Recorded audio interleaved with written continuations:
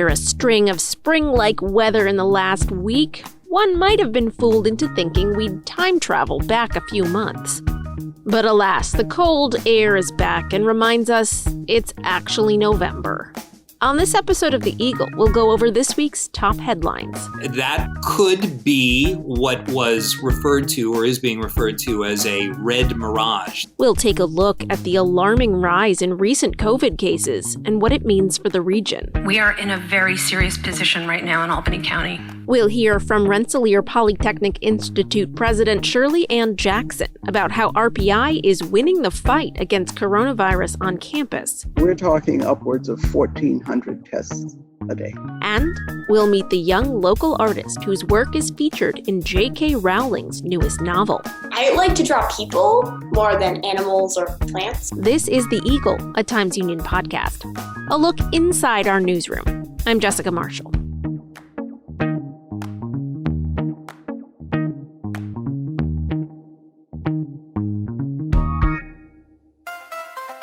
If you're enjoying this podcast, take advantage of all the Times Union has to offer and support our efforts to bring in you award-winning journalism by becoming a Times Union member today. Go to timesunion.com/subscribe.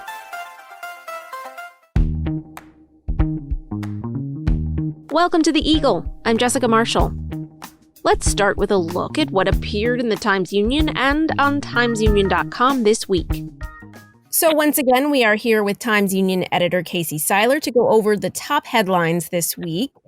In New York, the elections, they ain't over till they're over. So can you give us an update about what came out of last week and what we're still following this week in terms of state elections? Well, last week, the story was Republicans doing much better than they expected to in a number of races, especially in the state Senate, where it was always going to be a long shot for them to retake the majority because Democrats enjoyed a really strong numerical advantage there. But what they were really hoping to do was blunt Democratic efforts to get to a super majority. Now, on election night and immediately thereafter, Republicans in the state Senate expressed hopes that they could, grow their conference from 24 members up to 27 or perhaps to 29. That could be what was referred to or is being referred to as a red mirage. That is the idea that Republicans did very, very well in sort of the live and even early voting, but that the absentee ballots, and of course there's a lot more of them this year than ever before in this state, will end up swinging certain, especially tight races to Democratic candidates. But of course, New York has an appallingly slow system for counting absentee ballots, or as the term has it, going to the paper. It can take weeks, it can take months if there are challenges. And as Chris Bragg and Brendan Lyons of our outstanding Capitol Bureau reported, Republicans are already preparing legal challenges, including challenges to some of the changes that were put in effect by Governor Cuomo through executive order, claiming that those changes should not have been valid and that it's only through legislation that changes can be made to voting procedures. So all of this could, take these problems all the way up through the state courts to the Court of Appeals, the highest court in New York, and that could take a very long time. Certainly, and you can hear more about our reporting on this in our sister podcast, Capitol Confidential. Brendan and Chris and Amanda Freeze all talk about what's going on right now with the election results. Now, on the national level, we have President-elect Biden sort of pulling together his team of folks, and we recently reported that some people from New York are likely to be tapped. Can you tell us who that might be? Yeah, Emily Munson from our DC Bureau looked at some of the New Yorkers who are potentially on the short list. I would say one who is rather more favored than others would be Randy Weingarten, who is the president of the American Federation of Teachers, a national figure in the education labor sector. who could end up being the head of the Department of Education. She is a former Brooklyn high school teacher before she began rising through the union ranks. Other people further down the list, although you've heard chatter about it, is Senator Kirsten Gillibrand, that conceivably she's a member of the Senate Armed Services Committee. She could potentially be thought of for Secretary of Defense. I have not seen a lot of speculation recently to that effect. One theory that was bandied about over the course of the last couple of weeks, though not so much since Election Day, is that if Gillibrand ends up getting a cabinet position, of course, Gillibrand well knows that in the event that there's a vacancy for a Senate seat in New York, the governor gets to appoint it because, of course, in 2009, that's how Gillibrand herself moved from the House to the Senate. If that were the case, there was speculation that perhaps Governor Cuomo would name a state attorney general, Tish James, to fill Gillibrand's seat.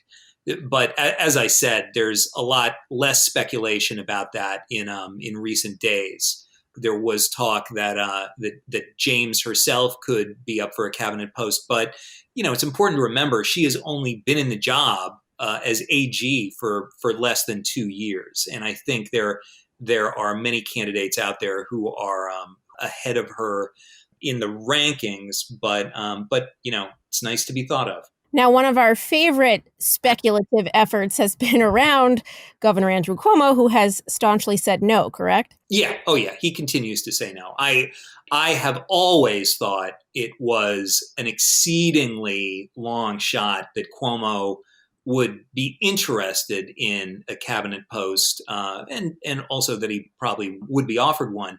And I don't think anything that's happened over the course of the last 7-8 months in terms of the pandemic and Cuomo's response to it, which has, of course, gained him a national platform, would change that. Cuomo is, although he definitely has his critics and at times has his critics at the Times-Union, I think his national profile is such that it would be something of a come down for him to take on an administration post. And of course, he's already served in the cabinet for a Democratic White House. He was HUD secretary under Bill Clinton. Yes, I believe he literally said, been there, done that. Yeah, and he's absolutely right. Moving on to some news about local police, we have two different topics here. The first is that recently an Albany policeman was caught on his body cam saying some very unsavory things. What happened there? Yeah, this was in the wake of an arrest, 2 officers having a conversation, unaware that the body camera of one officer was still running and recording, and it picked up what Steve Hughes reported was just about the rankest kind of racist expressions that you could possibly imagine. Chief Eric Hawkins has, denounced these expressions. He called it a disgusting thing to hear. The officer has been placed on suspension. There is an investigation that is ongoing, but it is sure to inflame the tensions that already exist that Hawkins has been doing his best to dispel between the Black community in Albany and its police force. It's amazing that we are dealing with this, though not surprising, alas, after everything that's happened over the course of the last 5 or 6 months since the George Floyd protests. But it's yet another indication that the Albany police force has a long way to go to grapple with a subject that we were talking about. What was it, last week? Was it 2 weeks ago? The release of the outside report that examined questions of bias in policing in Albany. This is essentially like a object lesson in many of the problems that were brought up in that report. Certainly. And we've talked about this multiple times on our podcast here, and we also had Chief Eric Hawkins on the podcast. So if you're interested in going back and listening, there are several really good episodes where we tackle this subject. Moving on to Schenectady, we recently reported that police are kind of undergoing some mental health training to deal with folks who have mental health issues and emotional issues on the job. Can you talk more about that? Yeah, this is really a story that, once again, in the wake of the Floyd protests and locally in upstate New York, in the wake of the death of Daniel Prude in Rochester, who appeared to be having a mental break when police encountered him, barely dressed, and he ended up smothered to death. There has been a lot of talk about the fact that police are often ill-equipped and not properly trained in how to respond to mental health calls, and whether or not, in fact, police are the best people to respond to those calls.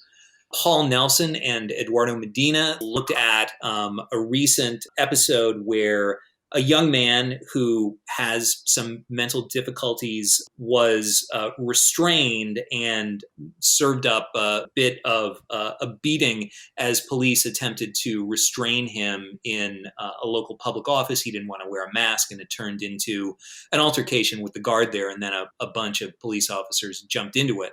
And while the officers there in the assessment of management responded properly with the proper level of force, it pointed up, this kind of gap between what's a proper response and what is going too far when you're dealing with somebody with mental illness. It's tough for police as well, because when they show up at a call, they don't know if somebody's having a mental break. It's often difficult to tell if somebody is just a bad, violent person or somebody who is, having the worst day of their lives. And it's not just Schenectady, of course. In Albany, there was the case several years ago of Dante Ivey, who died after he encountered a group of cops who were not familiar with him. Cops on the beat in his neighborhood who were familiar with him knew that Mr. Ivey suffered from mental illness, did not at all like to be touched. So when he reacted furiously to being touched by officers who thought he was acting suspiciously, he ended up dead. It's a tough thing. It's an area where everybody recognizes police can do a better job, including police leadership. Now you can read the most recent stories and stories going back for as long as we've been covering it in the last few years on timesunion.com. You can also read more about all the headlines we discussed. Casey, thank you so much for touching in with us this week. We will talk to you next week. Jess, thanks. The Capital Region and Albany County saw record-breaking COVID-19 caseloads this week, and New York State numbers are clocking in as high as they were in April. The fallout of this alarming spike is apparent already as local schools struggle to contain outbreaks, and several popular restaurants abruptly closed around the region following reports of positive cases among employees. To get a clearer picture of these numbers and where we're headed, I checked with Times Union health reporter Bethany Bump. What is the cause? Why is it people not adhering to COVID safety? Is it the weather? What is contributing to this rise? It's kind of two things, right? So the first is that we just don't have a similar situation to the spring. If you think back to the spring, by the time cases had started sort of arriving in the capital region, we had already had widespread shutdowns in place. So we were somewhat able to flatten the curve, so to speak, back in the spring, versus now, for the large part, we have seen businesses and workplaces reopen. We've had kids returning to school, college students going back to campus. And even though they do have, some precautions in place to prevent the virus from spreading, anytime you have anything in person like that, that increases the risk of transmission. So that's definitely one reason, is that we're just not in the midst of a widespread shutdown like we were back in the spring. The reason that most concerns local officials is something that people have called COVID fatigue, which I know I've felt, and I'm assuming you've probably felt it. We're all kind of just tired of the pandemic by now. We're 8 months into this. And I think people really do want to see some semblance of normality again. Again, these are things I can all relate to. Even I have started socializing again. The problem is that in a lot of these cases, what health officials are seeing is that people are doing this without taking basic precautions, right? Like mask wearing or keeping 6 feet of distance from people who are not within your immediate household. And that is behind a lot of these new cases. So we've been seeing cases related to Halloween parties and a lot of family and friend gatherings. We've seen people who are traveling to hotspots, even in New York. We have some hotspots out in Western New York and Central New York right now. And people have been traveling out there to visit with family and friends. And again, they're doing it without taking just very basic precautions. And that's what mostly concerns our local health officials. And it's likely to get a little bit worse with the holidays coming up, right? In terms of people socializing, seeing their family. It's going to be tough for a lot of people to kind of stay away, right?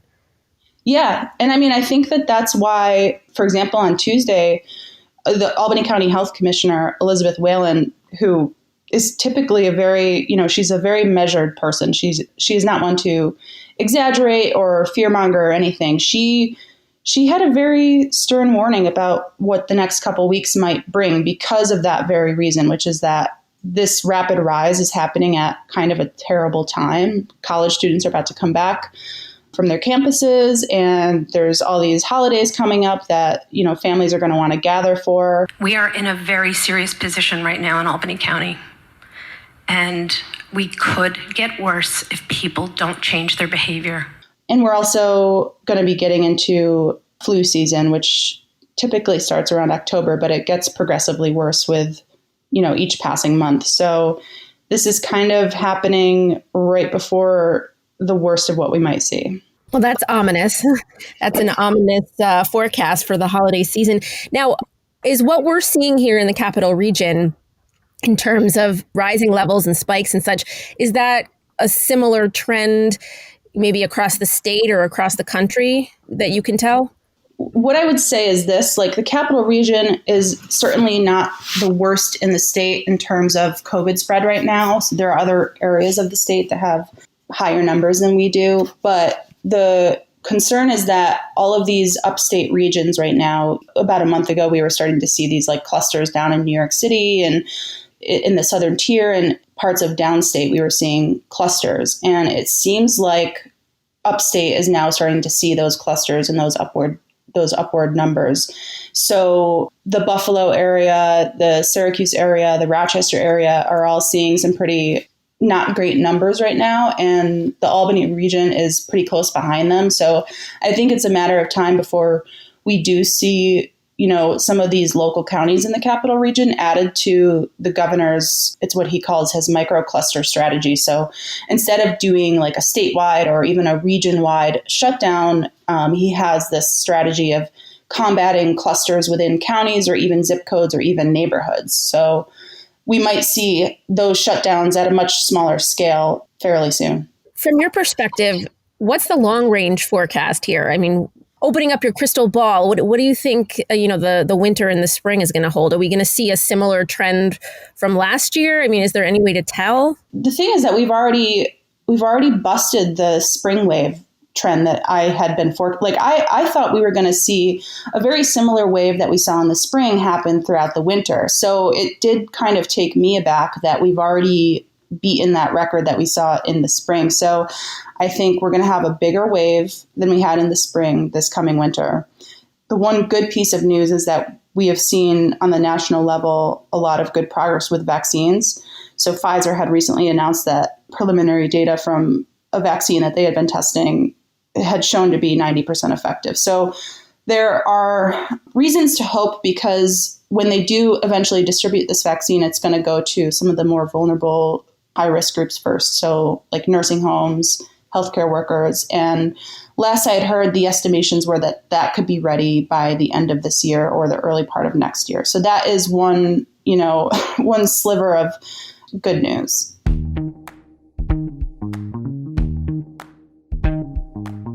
College students in the Capital Region have had a roller coaster of a fall semester. Coronavirus outbreaks at local institutions have resulted in widespread quarantines, crackdowns on social behavior, and in the case of the University at Albany, a campus gone fully remote for the rest of the semester.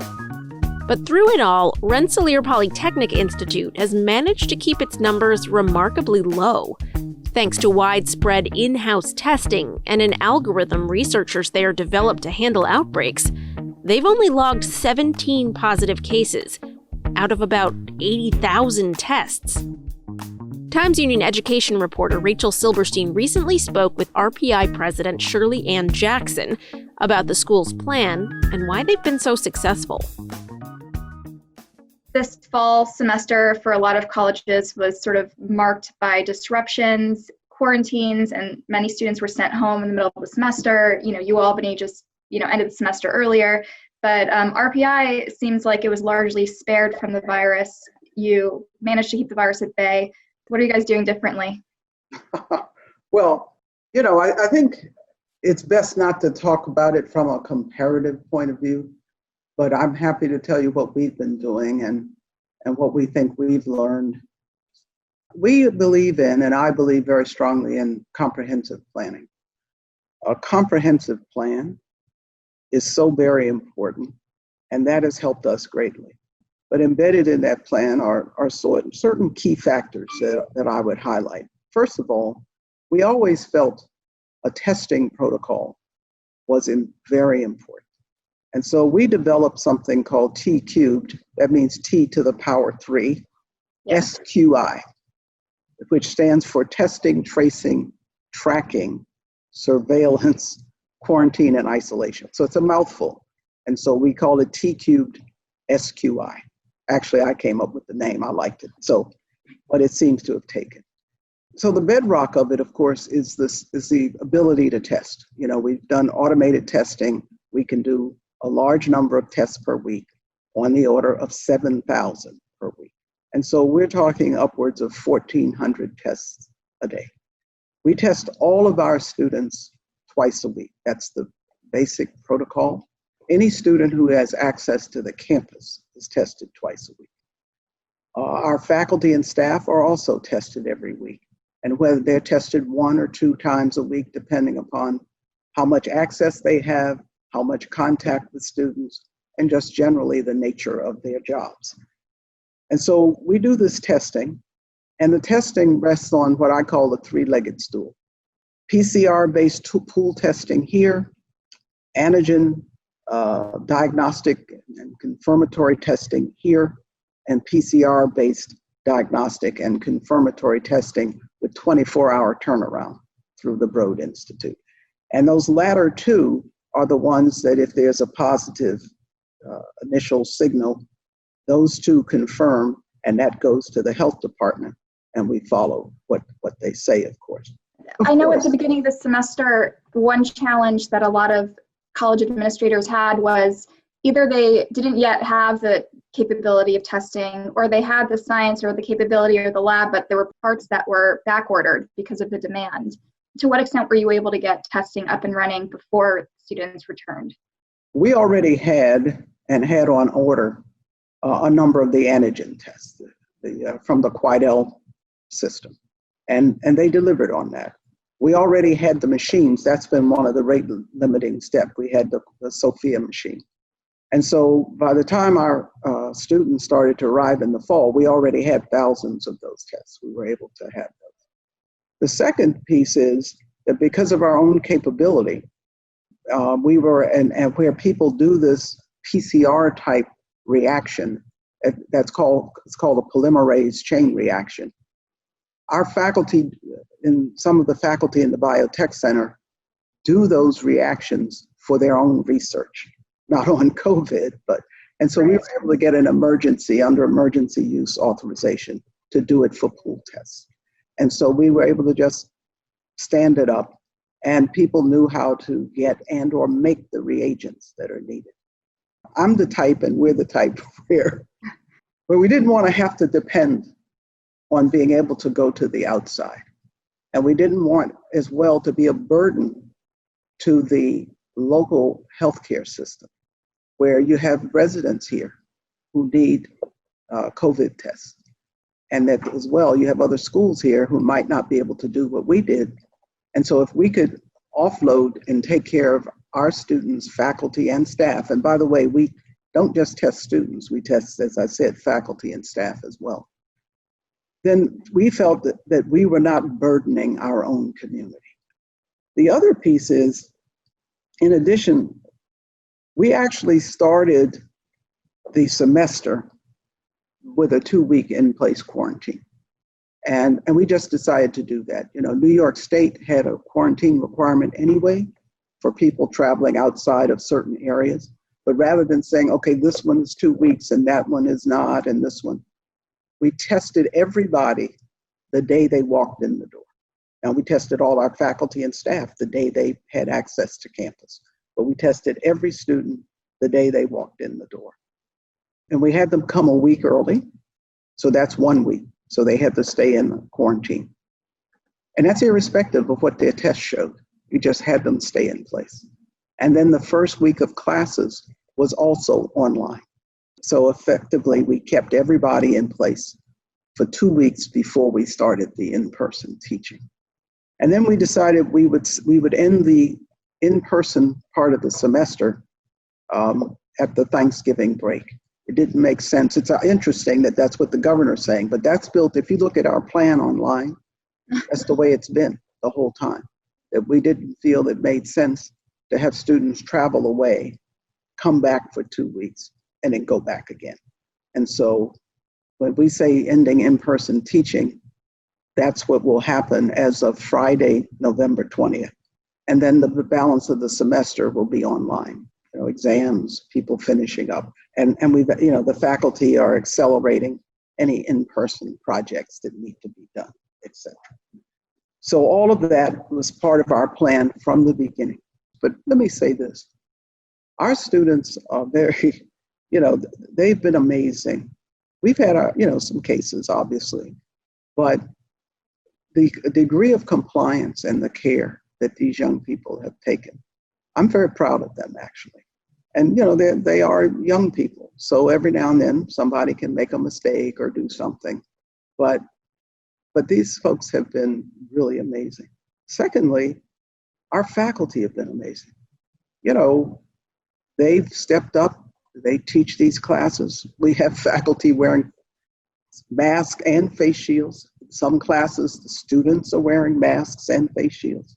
The students have to disinfect or sanitize the spaces. We give them wipes as they come into class. They do that. And so we just felt that this was a whole cultural thing. Now, we're seeing cases surge. We're back up to, I think, May numbers in the capital region. Are you going to do anything differently in the spring?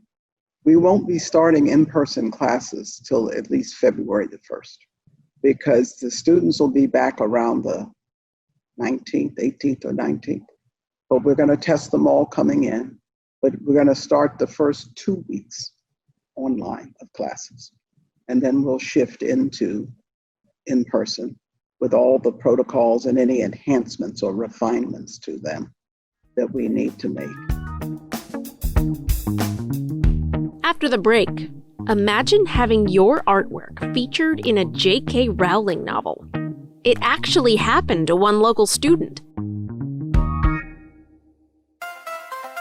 If you're enjoying this podcast, take advantage of all the Times Union has to offer and support our efforts to bring in you award-winning journalism by becoming a Times Union member today. Go to timesunion.com/subscribe.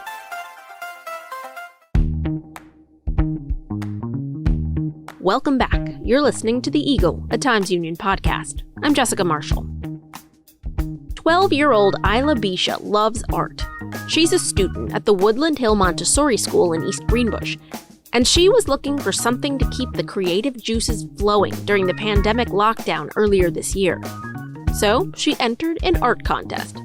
But not just any art contest. It was a challenge thrown down by Harry Potter author J.K. Rowling.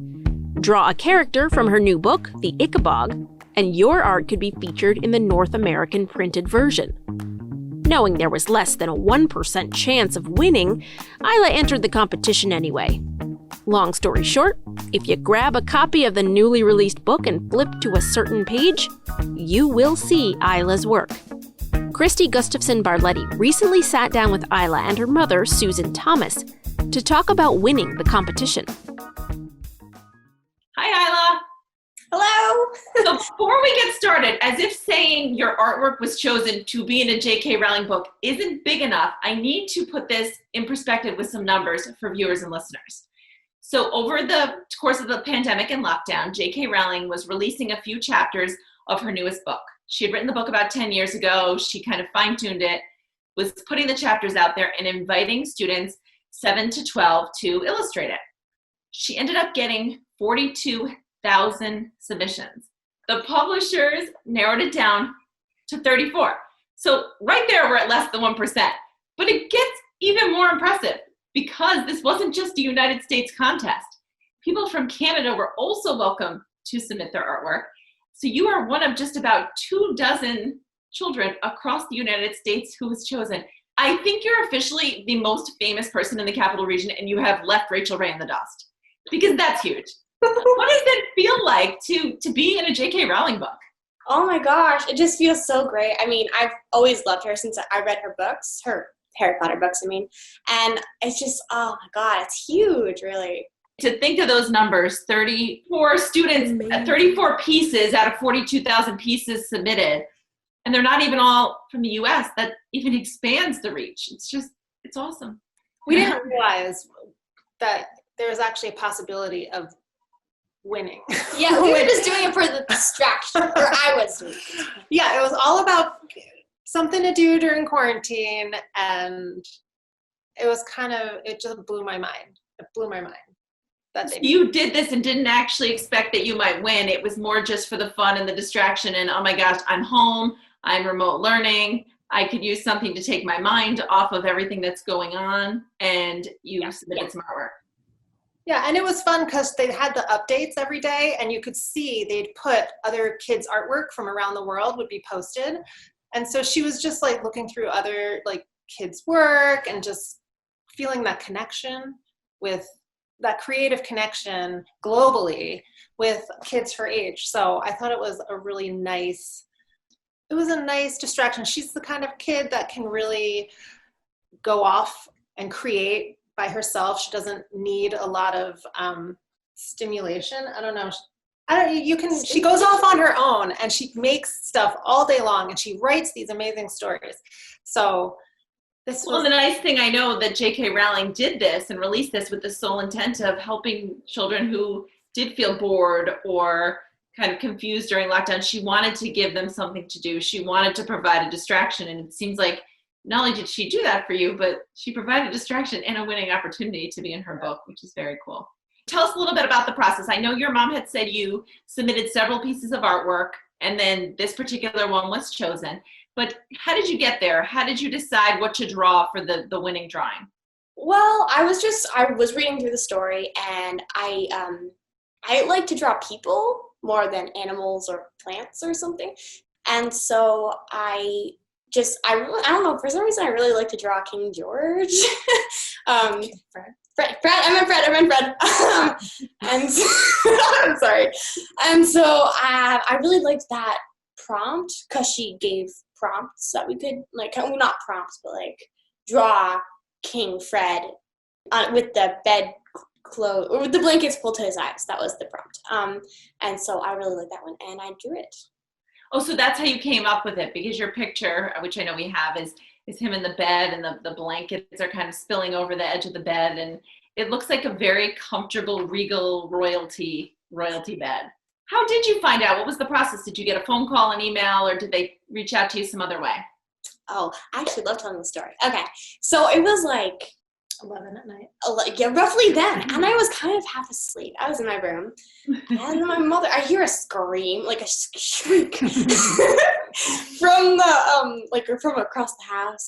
So then I hear pounding footsteps. And the one time this kind of thing happened, someone had died. So it's oh no. I was really oh no. And then my mom comes into my room and she's shrieks Isla! And I'm ah! We're all ah! And so she's you won the Ickabog competition. So I leap out of bed and we have a big shrieking, giggling fit thing. We jump around my room. Besides J.K. Rowling, which obviously you have to say she's one of your favorite authors, and I'm sure she is, who are some of your other favorite authors, and who are some of your favorite artists as well? So my favorite author at this moment is Marissa Meyer. And I've read 2 of her series and 1 of her single books, but I really like her. Yeah. And what about an artist? Do you have an artist or a style that kind of inspires you? I know you said that drawing people, you prefer that to say animals or plants, but do you have a specific artist who you kind of look up to or who you use for inspiration?